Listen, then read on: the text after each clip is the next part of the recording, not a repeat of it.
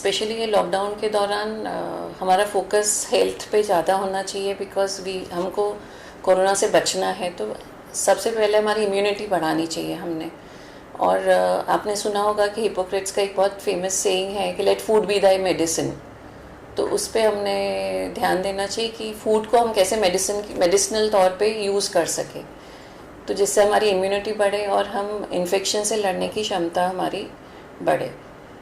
Specially एक balanced मील के बारे में मैं बताना चाहूँगी, जहाँ हम सब फूड ग्रुप्स का समावेश कर सकते हैं, जैसे कि सीरियल्स हो गए, हमारे वेजिटेबल्स हो गए, फ्रूट्स हो गए, दालें हो गई, एग हो गया, डेयरी हो गया। तो ये सब बैलेंस्ड मील में सभी फूड ग्रुप्स अगर हम डालते हैं तो एक हमें सारी macronutrients as well as micronutrients मिलते हैं। और माइक्रोन्यूट्रिएंट्स बहुत इंपॉर्टेंट है, बिकॉज माइक्रोन्यूट्रिएंट डेफिशिएंसी अगर हमारे में आती है, लाइक विटामिन सी डेफिशिएंसी या विटामिन डी डेफिशिएंसी, तो इसके रहते हुए हमें इन्फेक्शन होने के चांसेस ज़्यादा बढ़ते हैं। तो माइक्रोन्यूट्रिएंट्स लाइक विटामिन सी है, उसके सोर्सेज मैं आपको बताना चाहूँगी कि विटामिन सी के सोर्सेज जो है ऑरेंज है, आंवला है, नींबू है। तो ये हम छोटी छोटी चीज़ें अगर हमारे डाइट में इनकॉर्पोरेट करते हैं, लाइक नींबू पानी ले लिया या एक संतरा खा लिया, या आंवला अवेलेबल अभी तो नहीं है बट जब सीज़न था तब अवेलेबल था, देन अमरूद अवेलेबल है, गुआवा, वो हम खा सकते हैं। तो कोई भी एक दो चीज़ भी इनमें से हमने इंक्लूड कर ली तो हमारा विटामिन सी का रिक्वायरमेंट पूरा हो जाता है।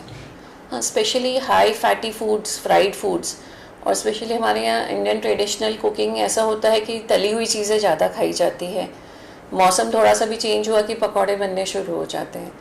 और इसमें आप देखेंगे कि कढ़ाई हमारी ऐसी रहती है कि तेल भरी हुई कढ़ाई एक साइड पे पड़ी रहती है, आज पूरी बना ली, उसी में कल समोसे बना ले, परसों उसी में पकौड़े बना ली। तो ये जो बार बार हम गरम करते हैं वही तेल, ये ज़्यादा नुकसानकारक होता है। तो रिपीटेड रीहीटिंग ऑफ ऑयल हमने अवॉइड करना चाहिए, उससे ट्रांस फैट्स बनते हैं और रैंसिडिटी ऑयल की आप देखते हैं कि वो तेल गाढ़ा हो जाता है। तो ये नुकसानकारक होता है हेल्थ के लिए, हार्ट के लिए भी। And high fat foods, high cholesterol foods like खोए से बनी हुई चीज़ें, मिठाई, रेड मीट, ये सब में कोलेस्ट्रॉल ज़्यादा होता है। तो देन इसमें बाकी कॉम्प्लिकेशंस बढ़ने के चांसेस होते हैं कि हार्ट की प्रॉब्लम बढ़ जाएगी, तो उससे फिर रहते हुए हमें दूसरे इन्फेक्शंस होने के चांसेस और बढ़ जाते हैं। गर्मी तो वैसे अभी अभी शुरू हुई है, अभी तक तो मौसम अच्छा ही था, बट ये हमने फ्लूइड इनटेक, वाटर इनटेक बहुत ज़्यादा लेना चाहिए ताकि हमें डिहाइड्रेशन ना हो। तो वाटर इनटेक या टोटल फ्लूइड इनटेक 2.5 से 3 लीटर हमारे होना चाहिए दिन भर में। तो उसमें आप पानी पी सकते हैं, आप नारियल पानी पी सकते हैं, आप नींबू पानी बना के पी सकते हैं, आप जलजीरा, पुदीना या नींबू का पानी पी सकते हैं, पन्ना ले सकते हैं, रसम पी सकते हैं। तो इन सब चीज़ों में आपका विटामिन सी भी मिल जाता है, बाकी न्यूट्रिएंट्स भी मिल जाते हैं।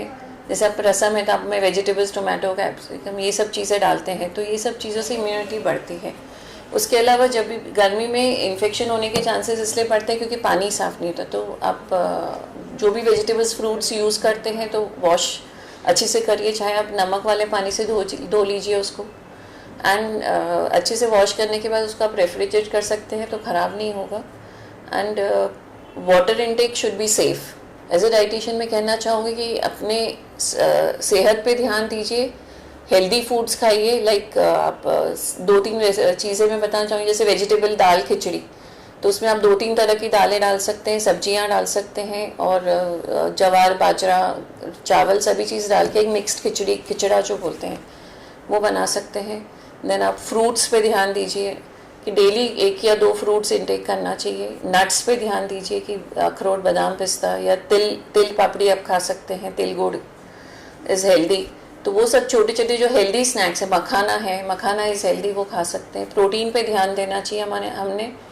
तो प्रोटीन इंटेक अपना इंश्योर कीजिए, या तो आप एग खा सकते हैं अगर आप नॉन वेजिटेरियन है तो, या फिर आप दूध ले सकते हैं, काढ़ा बना के दूध में तुलसी, अदरक वगैरह डाल के, जिससे एंटीवायरल प्रॉपर्टीज़ भी आ जाती है, तो वो इंक्लूड कर सकते हैं। फिज़िकली एक्टिव रहना बहुत ज़रूरी है हमने। तो फिज़िकल एक्टिविटी में आप अगर आपके पास गार्डन है तो आप गार्डनिंग कर सकते हैं। ऑब्वियसली आपके हाउस हेल्प नहीं आ रही होगी तो घर के भी कामों में हाथ बटा सकते हैं। उसके अलावा आप स्पॉट जॉगिंग कर सकते हैं, घर में आंगन में वॉक कर सकते हैं, टेरेस है तो टेरेस पे वॉक कर सकते हैं। सोशल डिस्टेंसिंग मेंटेन करते हुए आपको ये सब करना है। योगा इज़ बेस्ट, आप घर में योगा कर सकते हैं, सूर्य नमस्कार भी कर लिया आपने दिन में, तो 10 मिनट सूर्य नमस्कार कर लिया तो वो भी वो हेल्दी है। उसके अलावा स्ट्रेस जो बिल्डअप होता है तो प्राणायाम या मेडिटेशन से भी वो डिप्रेशन, साइकोलॉजिकल जो इम्पैक्ट होता है उससे भी आप उसको दूर कर सकते हैं। आप कांटेक्ट कर सकते हैं, फ़ोन से भी कांटेक्ट कर सकते हैं, और मैं केयर हॉस्पिटल में attach to as a consultant, तो यहाँ पे भी आके मिल सकते हैं या टेलीफोनिकली भी कर सकते हैं। फेसबुक पे भी आप कांटेक्ट कर सकते हैं।